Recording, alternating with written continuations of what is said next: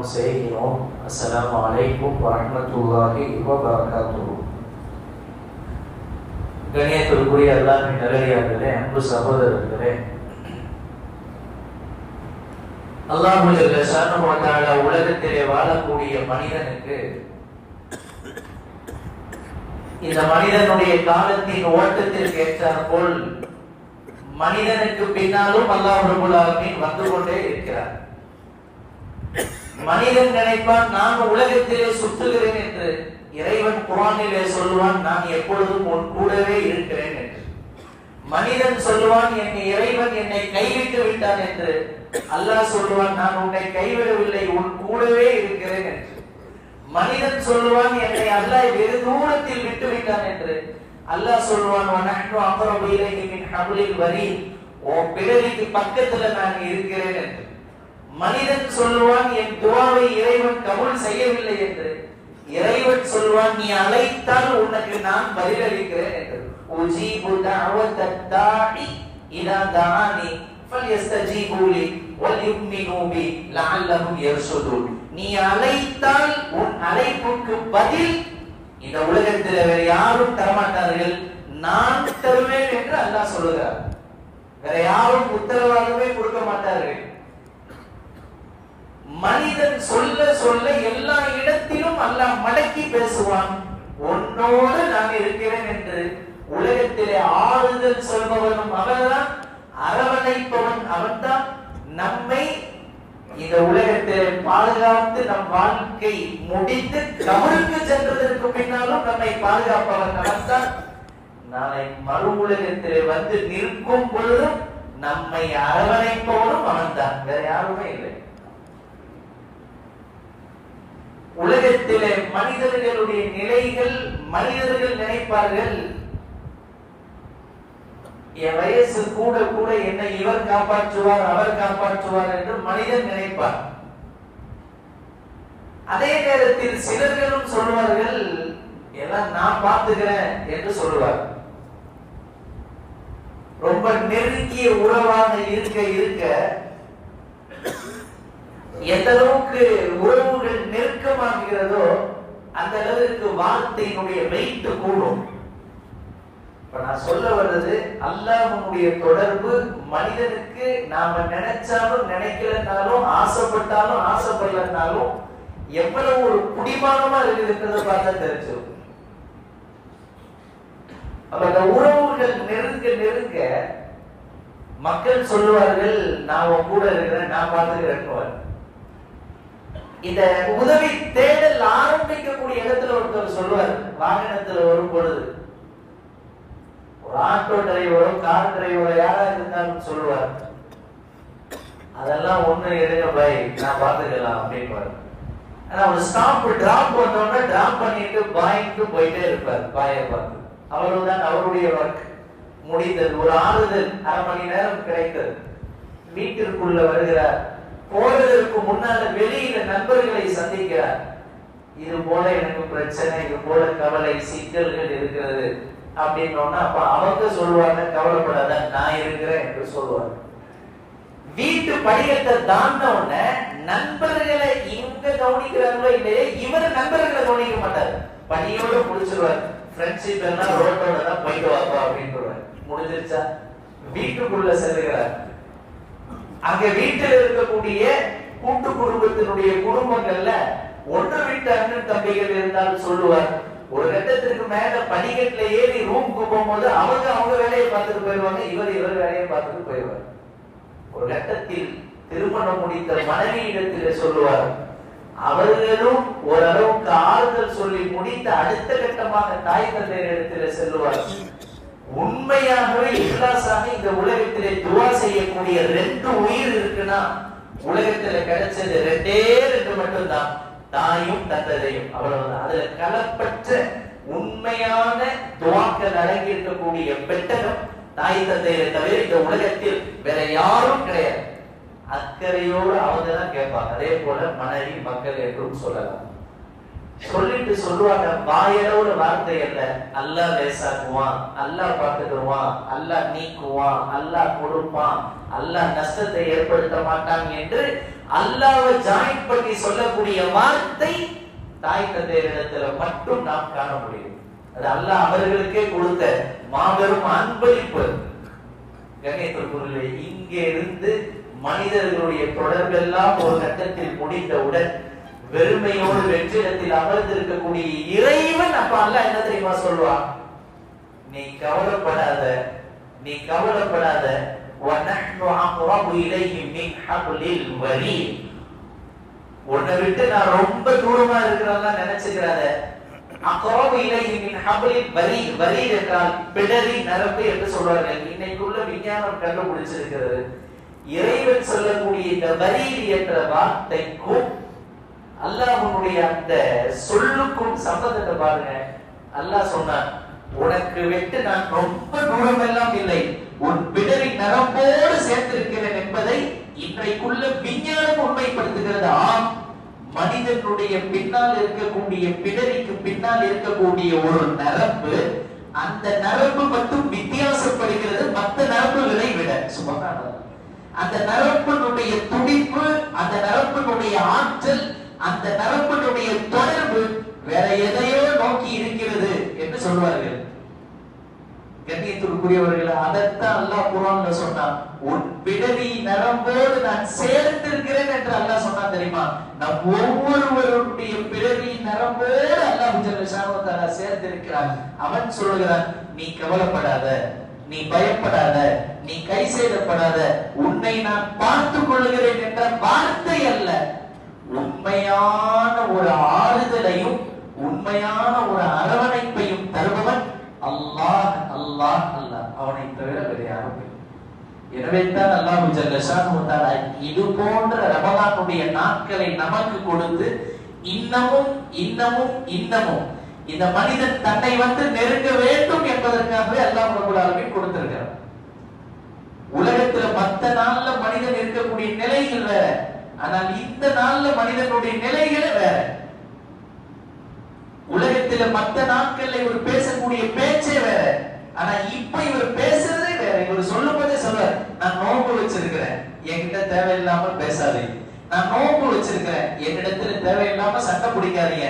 நான் அல்லாஹ்வுக்காக தொழுகைக்கு போயிட்டு இருக்கிறேன், எனவே என்னை டிஸ்டர்ப் பண்ணாதீங்க என்று ஊர்ல வீராப்போட, ஊர்ல கோபத்தோட, ஊர்ல நான் தான் என்று சொல்லக்கூடிய நிலையில போகக்கூடிய மனிதன் கடைசியா சொல்வான், நான் என் அல்லாஹ்வுக்கு கட்டுப்பட்டு இருக்கிறேன், என் அல்லாஹ்வுடைய தொடர்புல நான் இருக்கிறேன். இந்த மனுஷன் அப்படியே அந்த நோன்பு மாத்தி எவ்வளவு பெரிய கோபக்காரனாக இருந்தாலும் நோன்பு மாத்திருதா இல்லையா? அல்லாஹ் கொடுத்த மிகப்பெரிய பாக்கியம் இந்த நோன்பினுடைய பாக்கியம். இறைவனோடு தொடர்பு ஏற்படுத்தக்கூடிய மாபெரும் பாக்கியம்.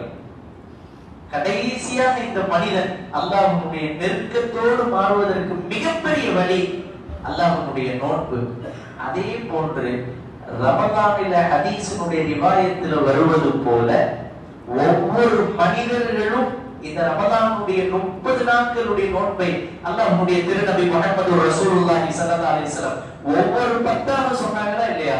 முதல் 10 நோன்புகள் ரஹ்மத்தினுடைய 10 நோன்புகள். அது அல்லாஹ்வுடைய புறத்திலிருந்து உங்களுக்கு ரஹ்மத்தை இழுத்து கொண்டு வந்து சேர்க்கும். இரண்டாம் 10 மேலும் மேலும் உங்களுக்கு அல்லாஹ்வுடைய தொடர்பு கிடைப்பதற்கு பாவ மன்னிப்பு மக்ஃபிரத்தினுடைய 10. மூன்றாம் 10 இத்துக்கும் மினன்னார் என்று சொல்லப்படுகின்ற நரக விடுதலையினுடைய மூன்றாம் 10. கண்ணியத்திற்குரியவர்களே, நாம் இரண்டாம் 10னுடைய நோன்பில் இருக்கக்கூடிய இந்த வேளையில் மக்ஃபிரத்தினுடைய வாசலை அல்லாஹ் திறந்து வைத்து காத்து கொண்டிருக்கிறார். என்னிடத்துல யார் பாவ மன்னிப்பு கேட்பார்? என்னிடத்துல யார் கேட்பார்? உலகத்திலேயே என்கிட்ட கேட்காதன்னு சொல்லக்கூடிய மக்கள் இருக்கிறார்கள். என்கிட்ட கேளு என்று சொல்லக்கூடிய ஒரே ஒருவன் மட்டும்தான், அவன் தான் அல்லாஹ். வேற மனிதனிடத்துல எங்க ஓடினாலும் எதுவும் கிடைக்க போறதல்ல. ஒரு கட்டத்திற்கு மேல மனிதன்கிட்ட போய் நீங்க நின்று நான் செஞ்ச குற்றத்தை மன்னிச்சிருப்பான்னு சொன்னாலும் மன்னிக்கிற மனப்பக்குவம் மனிதனுக்கு அல்ல. ஆனால் மனிதனை, இந்த மண்ணை, விண்ணை, இந்த உலகத்தை படைத்த அல்லாஹ் சொல்லுகிறார், நான் மன்னிப்பதற்கு தயாராக இருக்கிறேன், நான் தயாராக இருக்கிறேன். உலகத்தில் இந்த மனிதன் யாரிடத்திலேயாவது கொஞ்சம் ஏதாவது பேசினான்னா அவனுடைய உணர்வு, சார் தெரியாம பேசிட்டோம் மன்னிச்சுங்க என்ற ஒரு வார்த்தை பிறந்ததற்கு சொல்லுவார், மன்னிப்பு கேட்பார். ரோட்ல நடந்து போயிட்டு இருப்பார், யார் மேலேயாவது ஒரு கை டச் ஆயிடுச்சு, தெரியாம பட்டுருச்சு அப்படின்னாலே சாரி தெரியாம மேல பட்டுருச்சு மன்னிச்சுக்கங்க என்று சொல்லுகிறார். யார் மேலேயாவது தெரியாம நடந்து போகும்போது கால் பட்டுருச்சுன்னா சொல்லுவார், தெரியாம கால் பட்டுருச்சு மன்னிச்சுக்கன்னு சொல்லுவார். ஒரு சின்ன சின்ன விஷயத்திற்கு கூட மனுஷனுடைய மனசு நோக கூடாது அப்படின்னு சொல்லி அடுத்தடுத்த செகண்ட்ல மன்னிப்பு கேட்கிறாய மனிதா. ஆனா நான் உனக்கு இவ்வளவு கொடுத்து இவ்வளவு நியமத்து செய்து ரஹ்மத் செய்து உனக்கு நான் இந்த உலகத்துல வாழ்வதற்கு வாய்ப்பு கொடுத்த எனக்கு நீ மாறு செஞ்சுட்டு நீ அசால்ட்டா போயிட்டே இருக்கிறியே. சாதாரணமான கண்ணுக்கு தெரியாத முன்பின் அறியாத மனுஷங்கிட்ட எல்லாம் நீ மன்னிப்பு கேட்கிற, ஆனா உன்னை படைச்ச என்கிட்ட நீ கேட்கறதே இல்லையே என்று அல்லாஹ் வருத்தப்பட்டு குர்ஆனிலே பேசுவார். பல இடங்கள்ல மனிதர்கள் மறந்த நிலையில் இருக்கிறார்கள் தங்கள் ரப்பை என்று அல்லாஹ் சொல்வார். சொல்லிட்டு அல்லாஹ் சொல்வான், நீ படைக்கப்பட்ட படைப்பினம் என்பதை மறந்து விடாதே என்றும் அல்லாஹ் முடிப்பார். பல ஆயத்துகள்ல குழந்தைக்கு சொல்வது போல சொல்லுவார். எனவே உலகத்துல சாதாரணமாக மனிதனிடத்துல நாம மன்னிப்பு கேட்டு உலகத்துல இருக்கிறோம். ஆனா என்றைக்காவது நாம் நோன்புனுடைய காலத்தை விட்டுருங்க, மத்த நாள்ல என்னைக்காவது மனப்பூர்வமா இந்த ஒரு நாள்ல நான் 100 200 அல்ல ஒரு 10 தடவையாவது நம்ம இஸ்திக்பார் செஞ்சிருப்போமா, பாவ மன்னிப்பு தேடிருப்போமா? அல்லாஹ் சொல்லுகிறார், நீ ஒவ்வொரு மனிதன்கிட்ட தெரிஞ்சவர் தெரியாதவர் அறிஞ்சவர் அறியாதவர் ரோட்ல போறவர் வர்றவர் அப்பதான் ஜஸ்ட் அந்த செகண்ட்ல பாக்கிறாய், அவரிடத்துல மன்னிப்பு கேட்கிற. ஆனால் என்கிட்ட மட்டும் மன்னிப்பின் பக்கம் வரவே மாற்றியே என்று அல்லாஹ் கவலைப்படுகிறார். எனவே அந்த மன்னிப்பினுடைய வாசலை அல்லாஹ் முழுமையா திறந்து வைத்திருப்பது இந்த ரமதானுடைய 2வது பத்தியில என்றைக்கும் இருக்கிறது. மக்ஃபிரத், அதுல மாற்று கருத்து இல்ல. இப்போ ஆஃபர், எதை வேண்டுமானாலும் கேட்டால் உடனே கொடுக்கக்கூடிய நசீப். ஒரு 2 ரக்காத் தொழுதால் மத்த நாள் தொழுவதை விட ரமதான்ல தொழுவதனுடைய சிறப்பு வேறு. மத்த நாள் கேட்கின்ற துஆக்களை விட ரமதான்ல எந்த தங்கு தடையும் இல்லாமல் மனிதனுக்கு நேரடியாக செல்லக்கூடிய வாய்ப்பு இந்த ரமதான். எனவே 2ஆம் பத்தில் அதிகமாக இஸ்திக்பார் செய்யணும். குர்ஆன்ல அல்லாஹ் சொல்றான், பாவ மன்னிப்பு தேடுறதுனால என்ன கிடைக்கும்? நம்மள நிறைய பேர் பிரச்சனையை கையில வச்சிருக்கிறோம், ஆனா அதனுடைய சொல்யூஷன் என்ன, அதனுடைய தீர்வு என்ன நம்மளுக்கு தெரியாது. பிரச்சனை ஒரு கோணல்ல இருக்கும், தீர்வு ஒரு கோணலை நோக்கி மனுஷன் போயிட்டு இருப்பான். இவனுக்கு ஏற்பட்டு இருக்கின்ற நஷ்டம் ஒரு பக்கத்துல இருக்கும், அந்த நஷ்டத்தை தீர்க்கக்கூடிய வழி தெரியாம இந்த மனுஷன் வேற ரூட்ல போயிட்டு இருப்பான். குர்ஆன்ல மனுஷனை கூப்பிட்டு அல்லாஹ் சொல்றான், ஃபகுல்து ஸ்தக்ஃபிரு ரப்பக்கும் இன்னஹு கான கஃபாரா. நீ தேடுற எல்லா பிரச்சனைகளுக்கும் பலா முசீபத்துகளுக்கும் உங்களுக்கு ஏற்பட்டு இருக்கின்ற எல்லா விஷயத்திற்கும் தீர்வு என்ன தெரியுமா? குர்ஆன்ல அல்லாஹ் சொன்னான், இஸ்தக்ஃபிரு ரப்பக்கும், உங்களுடைய ரப்பிடத்திலே நீங்கள் பாவ மன்னிப்பு தேடுங்கள். அவ்வளவுதான், வேற ஒண்ணுமே இல்லை. மத்ததெல்லாம் நீங்க எடுத்து பாருங்கள, செய்ய வேண்டிய கடமை பல்லு தொழுவ 5 10 தொழுவது அது என்ன படைச்ச இறைவனுக்காக நாம் செய்ய வேண்டிய கடமை, செஞ்சுதான் ஆகணும். கடையில வேலை செய்யற தொழிலாளி கடைக்கு வந்தாருன்னா வேலை பார்த்து தான் ஆகணும். நான் வேலை பார்க்க மாட்டேன் அப்படின்னு நிக்க முடியுமா? அல்ல முதலாளி சொல்லிதான் இவர் வேலை பார்க்கணுமா? இல்ல அக்ரிமெண்ட்டுக்கு ஒத்துக்கிட்டு தான் உள்ள வந்தார். காலையில 10 to நைட்டு 10 12 மணி நேரம் நீங்க சொல்றீங்களோ சொல்லாத எல்லா வேலையும் கூட்டி பெருகி கழுவி எல்லாம் நான் செய்யறேன்னு ஒத்துக்கிறாரு. நாம ஒத்துக்கிட்டு வந்திருக்கிறோம். ஆகமே அருவாக்கல அல்லஸ்து பி ரப்பிக்கும், நான் ஒரு ரப்பு இல்லையா? காலு பலா, ஆமா நீதான் என் ரப்பு. அப்ப நீ என்ன செய்வ உலகத்துல? எல்லாம் ஒன்ன நான் பாதுகாத்து எந்த இணை வைப்பு இல்லாம ஷிர்கு குஃப்ர் இல்லாம என் வாழ்க்கை பரிசுத்தமா உனக்கா வாழ்ந்துட்டு வருவேன் அப்படின்னு நம்ம வாக்கு கொடுத்துட்டு வந்திருக்கிறோம். அப்ப மனிதன் செய்ய வேண்டிய கடமை தொழுகை, நோன்பு, ஜகாத்து, ஹஜ், கலிமாவுடைய வாழ்க்கை. இதையெல்லாம் நானும் நீங்களும் சொல்லித்தான் செய்யணும் இல்ல, செஞ்சுதான் ஆகணும்ன்ற கட்டாயம், அதுல மாற்று கருத்து இல்ல. செய்ய மாட்டேன்டாருன்னா நாளைக்கு எல்லாம் கேட்பான். ஒத்துக்கிட்டு தானே போன ஆலமே அருவாதுல அங்க போயிட்டு என்னமோ யாரோ வரல நீ நிட்டு சொன்னாதான் செய்வியா? ஆள் வந்து வாங்க போய் தொழுவாங்க அப்படின்னு கூட்டாதான் நீ வருவியா? நீ சொன்னாதான் நோன்பு வைப்பியா? ஒத்துக்கிட்டு தானே போயிருக்கிற. கண்ணியத்திற்குரிய ஃபர்லான இபாதத்துகள் கடமை, அதை செஞ்சுதான் ஒரு மாற்றம் இல்லை. அல்லாஹ் அங்க அதை பேசல. அல்லாஹ் சொன்னா இதெல்லாம் விட்டு நீ செய்தியோ இல்லையோ இதுக்கு உண்டான கணக்கு ஹிசாப நான் அங்க பாத்துக்கிறேன். இன்னைக்கு 5 வக்து தொழுகிறோமா இல்லையா, இந்த மாசம் வருஷம் நான் தொழுதனா இல்ல, இந்த கணக்கெல்லாம் இங்க யாரும் கேட்க போறது இல்ல. பள்ளியில் உள்ள இமாம் சாபோ அல்லது பள்ளியிலேயோ அல்லது நம்ம வீட்லயோ நம்ம நண்பர்களோ யாரும் கேட்க போறது இல்ல. இதனுடைய ஹிசாபு மொத்தமும் எங்க மறுமையில தான். அல்லாஹ் சொன்னா, எனவே நீ தொழுவது அமல் செஞ்செல்லாம் விட்டுருப்பா, அது மறு விஷயங்கள், அது எனக்கும் உனக்கும் உள்ளது. இருந்தாலும் நான் உன்னை படைச்சிட்டேன், என் அடியாண்டி, நீ கஷ்டப்பட்டு கவலைப்பட்டு இருக்கிறது எனக்கு பிடிக்கல. அல்லாஹ் பாருங்க எவ்வளவு இறங்கி வரான் பாருங்க. நீ தொழுதாதான் உனக்கு கொடுப்பேன் அப்படின்னு அல்லாஹ் அப்படி வைத்திருந்தால் இன்னைக்கு உலகத்துல நாம பட்டி பசியா கிடக்கும். நீ ஹராம் ஹலால் வாழ்க்கையில் 100% நீ அவ பின்பற்றி வாழ்ந்தாதான் நமக்கு நல்ல வாழ்க்கை கிடைக்கும்னா, இப்படி ஏசி ஃபேன்ல மேன்ல நாம உட்கார்ந்து இருக்க முடியாது. நாம செய்யற பாவத்துக்கு யோசனை பண்ணி பாருங்க. இபாதத்து வேறு, அது அல்லாஹ் மறுமையில பார்த்துக் கொள்வார். அப்படி இருந்தும் அல்லாஹ் அழைத்து சொல்றான், இருந்தாலும் உன்னை நான் அப்படி விட முடியாது, நீ பாவ மன்னிப்பு தேடு, உனக்கு நான் கொடுக்கிறேன், இன்னமும் கொடுக்கிறேன். அப்பல் துஸ்தக்ஃபிரு ரப்பக்கும் இன்னஹு கான கஃபாரா. உன் இறைவனிடத்துல நீ இஸ்திக்ஃபார் செய், பாவ மன்னிப்பு, அஸ்தக்ஃபிருல்லாஹ் அஸ்தக்ஃபிருல்லாஹ் அஸ்தக்ஃபிருல்லாஹ் சொல்லிட்டே உனக்கு நான் கொடுக்கிறேன். என்ன தெரியுமா கொடுப்பேன்? சூரத்துன் நூஹ்ல 29ஆம் ஜுஸ்ல அல்லாஹ் இத தொடர்ந்து பேசுறான். தொடர்ந்து அல்லாஹ் சொல்றார், ஃபகுல் தஸ்தக்ஃபிரு ரப்பக்கும் இன்னஹு கான கஃபாரா யுர்சிலிஸ் ஸமாஅ அலைக்கும் மித்ரா வ யும்திதுக்கும் பி அம்வாலி வ பனீன வ ஜஅல்னாகும் ஜன்னாத்தி வ ஜஅல்னாகும் அன்ஹாரா மா லக்கும் லா தர்ஜூன லில்லாஹி வகரா வ கத் خلقكم அத்வாரா அலம் தரவு கைஃப خلقல்லாஹு சபஅ ஸமாவாத்தி. தொடர்ந்து அல்லாஹ் பேசுவார், நீங்க பாவ மன்னிப்பு கேட்டீங்கன்னா பஞ்சத்தை உனக்கு நான் நீக்குவேன், வானத்திலிருந்து மழை பொழிவிப்பேன். வானத்திலிருந்து மழை பொழிவிப்பான். நல்லா சொல்ற ஃபர்ஸ்ட் வார்த்தை, வானத்திலிருந்து மழை பொழிவு. இன்னைக்கு உலகத்துல பஞ்சம், பட்டினி, பசி ஏன் இருக்குது? விவசாயம் இல்ல, நிலைச்சல் இல்ல, அறுவடை இல்லைன்னா எல்லாமே ஸ்டாப் ஆகுது. அரிசி டிமாண்ட் ஆகுது, பருப்பு டிமாண்ட் ஆகுது, சாப்பிடுற காய்கறிகள் எல்லாம் டிமாண்ட் ஆகுது, விலைவாசி கூடுது. ஒரு கட்டத்துக்கு மேல ஸ்டாக்கே இல்லை.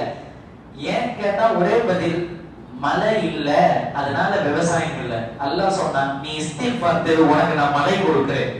மழை பொழிவதனால வேற எதுவும் நடக்கிறது இல்லைன்னு நீங்க நினைச்சுக்காதீங்க. மழை பொழியுது, விவசாயம் வளருது, அறுவடை நடக்குது, லாரியில ஏறுது, நம்ம வயிற்றுக்குள்ள அரிசி சோறாக உள்ள வந்துருது. சுபஹானல்லாஹ், மழை கொடுப்பேன் என்று அல்லாஹ் சொல்லுகிறப்போ அடுத்து அல்லாஹ் சொன்னான், வயும்திதுக்கும் பி அம்வாலி வ பனீன், உங்களுக்கு குழந்தை பாக்கியத்தை நான் தருவேன், உங்கள் செத்து செல்வத்திலே நான் பரக்கத் செய்வேன். சுபஹானல்லாஹ், உலகத்துல மனிதன் இன்னைக்கு நாம திரும்பி பார்க்கிற இடம் எல்லாம் மருத்துவமனைகள் நிரம்பி வெளியக்கூடிய வேலையில, அதுவும் 30-40 வருஷத்துக்கு முன்னால எங்கேயும் ஹாஸ்பிட்டல்னாலே ஊர்ல யாராவது ஒரு மருத்துவர்னு ஒருத்தர் இருப்பாரு, அவர் போய் கொண்டு வந்து பெட்டியில இருந்து 2 கடுகு மிளகு சீரகத்தை நசுக்கி வாயில போட்டுட்டு போன மருத்துவம் இன்னைக்கு பாட்டா பிரிச்சு, எலும்புக்கு டாக்டர், காலுக்கு டாக்டர், வயிற்றுக்கு டாக்டர், கண்ணுக்கு டாக்டர், தலைக்கு டாக்டர், நரம்புக்கு டாக்டர் என்று சொல்லி பிரிச்சு மேய்ச்சு மனிதனுடைய முழு விடலை விற்பனையாக்கப்பட்டிருக்கிறது மருத்துவ உலகத்துல. மருத்துவ உலகத்துல அதுல திரும்பி பார்க்கிற இடமெல்லாம் இன்னைக்கு பெரும்பாலும் இருக்கக்கூடிய இடங்கள்ல, உங்களுக்கு குழந்தை இல்லையா, எங்க கிட்ட வாங்க, உங்களுக்கு குழந்தை உண்டு பண்றோம். அல்லாஹ் டெஸ்ட் டியூப் பேபிகள், இது மார்க்கத்துல கூடுமா கூடாதா என்ற சர்ச்சை மறுபக்கம், அது உள்ள போய் பேசுறதுக்கு நேரம் இல்லை. இன்ஷா அல்லாஹ் பின்ன ஒரு நாள் பார்க்கலாம்.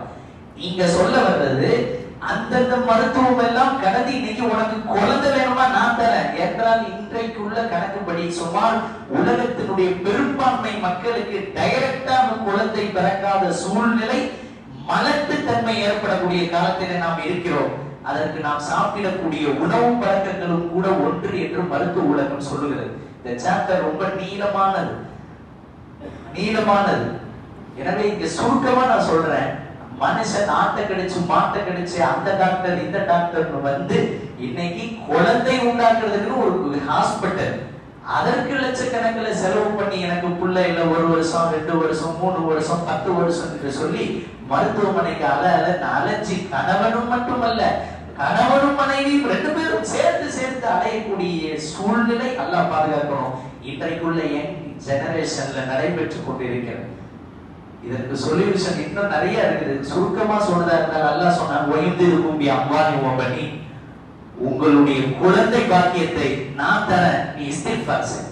ஒண்ணும் இல்ல, குழந்தை இல்லாதவங்க தினமும் காலையில ஃபஜருக்கு பின்னாலையும் மகரிபுக்கு பின்னாலையும் ஒரு நாளைக்கு அல்லாஹ்விடத்துல முஸல்லாவை போட்டு 2 ரக்காத்து ஸலாத்து தௌபா தொழுது ஒரு 300 தடவை ரப்புடைய கதவை தட்டிக்கிட்டே இருக்கணும். எல்லாம் எனக்கு குழந்தை கொடு, நான் யாரையும் நம்பல, எந்த மருத்துவத்தையும் நம்பல, ஒன்னை மட்டும் நம்புகிறேன், அஸ்தக்ஃபிருல்லாஹ் அஸ்தக்ஃபிருல்லாஹ் அஸ்தக்ஃபிருல்லாஹ். அடுத்த 4வது மாசத்தில் அந்த வயிற்றிலே அல்லாஹ் குழந்தையை கொடுப்பான். சுப்ஹானல்லாஹ். மரியமுக்கு அல்லாஹ் கொடுத்தான், ரப்பி லா ததர்னி ஃபர்தன் வ அன்த கைருல் வாரிஸின். அல்லாஹ் என்ன தனியா விட்டுறாத, நான் மட்டும் நின்னுட்டு போயிடும், எனக்கு ஒரு நல்ல வாரிசை கொடு. கணவனே இல்லாமல் அல்லாஹ் குழந்தையை கொடுத்தான் மரியம் அலைஹிஸ்ஸலாமுக்கு. அங்க ஜக்கரியா அலைஹிஸ்ஸலாம் எடுத்து பாருங்க, இன்னி வஹனல் ஆபு மின்னி. மரியம் அலைஹிஸ்ஸலாம் சொல்லுவாங்க, அதே போல இவங்க சொல்லுவாங்க, அல்லாஹ் எனக்கு இப்ராஹிம் அலைஹிஸ்ஸலாம் 80 வயது, அல்லாஹ் எனக்கு எப்படி வெள்ள முடி வந்துருச்சு, தள்ளாத வயது 80 வயது, எனக்கு எப்படி கால கதாலி கதை அப்படித்தான் அல்லாஹ் கொடுக்கணும்னா தான் கொடுப்பான். காரணம் கண்ணியத்திற்குரியவர்களே இஸ்திக்ஃபார். அல்லாஹ்விடத்தில் தேடக்கூடிய பாவ மன்னிப்பு அல்லாஹ் அந்த மனிதனுக்கு எல்லாவித பாக்கியத்தையும் கொடுப்பான். அடுத்து அல்லாஹ் சொன்னான், உனக்கு குழந்தை பாக்கியத்தை தருவது போல செல்வத்திலே பரக்கத்தை தருவேன். அம்மா செல்வத்துல பரக்கத்தை. இன்னைக்கு நிறைய பேர் அந்த நல்லா சம்பாதிக்கிற, நல்லா உழைக்கிற, நல்ல ஆபீஸ் போற, நல்ல ஸ்டாக் இருக்கு, நல்ல கடையில வியாபாரம் ஆகும் நடக்குது, ஆனா கையில காசே நிக்க மாட்டேது. அல்லாஹ் சொன்னான், நீங்க கொஞ்சமா சம்பாதிச்சாலும் பெரிய அளவுல பரக்கத்து வரணும்னா கல்லா பெட்டியில உட்கார்ந்து காசு என்றது கடைசி நேரமா வச்சுட்டு மத்த நேரத்துல உங்க கையில தஸ்பீஹ் வச்சு உருட்டி பாருங்க. சுப்ஹானல்லாஹ். காசு வந்து கொட்டும், அதிலே அல்லாஹ் பரக்கத்து வைத்திருப்பான். அல்லாஹ் சொன்னான், இஸ்திக்ஃபார் பாவ மன்னிப்பு தேடுவது உங்களுக்கு செல்வத்தை பெருக்கும். தொடர்ந்து அந்த வசனம் பேசிக்கிட்டே போது இஸ்திக்ஃபார் பாவ மன்னிப்பு தேடுறதுனால என்ன என்று சொல்லி, எனவே 3 விஷயத்தை மட்டும் இப்பொழுது ஒரு முத்தாய்ப்பாய் சொல்லி இருக்கிறோம். 1, வானத்திலிருந்து மழை பொழிந்து நமக்கு உணவு கிடைக்கும். 2, குழந்தை பாக்கியம் கிடைக்கும். 3, செல்வத்தில் பரக்கத்து கிடைக்கும், அபிவிருத்தி கிடைக்கும். இன்னும் என்னென்றதெல்லாம் அந்த வசனம் பேசுகிறது, சொல்வதற்கு நேரம் இல்லை. எனவே அதிகமாக குறிப்பாக இந்த 2ஆம் இடத்திலே இஸ்திக்ஃபார் தேடணும். அல்லாஹ் யார் பாவ மன்னிப்பை தேடுறாங்களோ அவங்களுக்கு கொட்டி கொடுக்கிறார். இஸ்திக்ஃபார் நிறைய பேருக்கு பெரிய அளவுல இஸ்திக்ஃபார் தெரியாது, தெரியாதவங்க இதையாவது ஒரு ஹதீஸ்ல நிறைய வருது, அஸ்தக்ஃபிருல்லாஹ் லா இலாஹா இல்லல்லாஹு வல் ஹய்யுல் கய்யூம் வஅதூபு இலைஹி என்பது போல பல இஸ்திக்ஃபார் வருது. தெரியாதவங்க இதையாவது வாயில சொல்லிக்கிட்டே இருக்கணும். நம்ம ட்ரெயின்ல போகும்போது, பஸ்ல போகும்போது, ஆட்டோல போகும்போது, கடையில இருக்கும்போது, வீட்டுல இருக்கும்போது, நடக்கும்போது அஸ்தக்ஃபிருல்லாஹ் அஸ்தக்ஃபிருல்லாஹ் அஸ்தக்ஃபிருல்லாஹ் சொல்லி பாருங்கள். அல்லாஹ்வுடைய பரக்கத்து கிடைக்கும், அல்லாஹ்வுடைய மக்ஃபிரத் கிடைக்கும். அல்லாஹ் அப்படி கிடைப்பதற்கு தௌஃபீக் செய்வானாக. முழுமையாக அவனுடைய பரக்கத்தை மக்ஃபிரத்தை நமக்கு தருவானாக. மென்மேலும் அவனுடைய பரக்கத்தை பெற்று வாழ்வதற்கு அல்லாஹ் தௌஃபீக் செய்வானாக என்று துஆக்கள் செய்து கொண்டு, அதே போன்று இன்ஷா அல்லாஹ் நாம் இந்த ரமலானுடைய காலங்களில் நிறைய சதகாக்கள், தான தர்மங்கள் எல்லாம் செய்யக்கூடிய இந்த சூழ்நிலையில வருடந்தோறும் இந்த 2வது ஜும்மாவிலே நடைபெறக்கூடிய தூத்துக்குடி மாவட்டம் பொங்கராயங்குறிச்சி ஹிஃபுல் பெண்கள் ஆண்கள் மதரசாவுடைய வளர்ச்சிக்காக வேண்டி உதவியை நாடி வந்திருக்கிறார்கள்.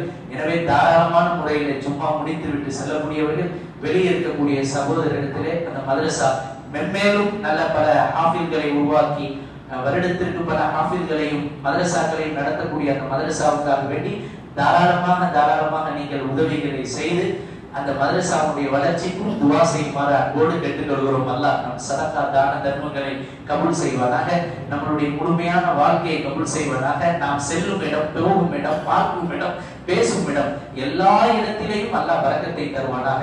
அனுதினமும் இஸ்திக்ஃபார் செய்து அல்லாஹ்வை அடைந்து நாளை மறுஉலகத்தில் இந்த 2 கண்களால் அல்லாஹ்வை பார்த்து உயர்ந்த சொர்க்கத்திலே முஹம்மது ரசூலுல்லாஹி ஸல்லல்லாஹு அலைஹி வஸல்லம் அவர்களோடு இருப்பதற்கு அல்லாஹ் தௌஃபீக் செய்வானாக என்று துஆக்கள் செய்து முடிக்கிறோம். வாஹிரு தஅவானா அல்ஹம்துலில்லாஹி ரப்பில் ஆலமீன். அஸ்ஸலாமு அலைக்கும் வரஹ்மத்துல்லாஹி வபரகாத்துஹு.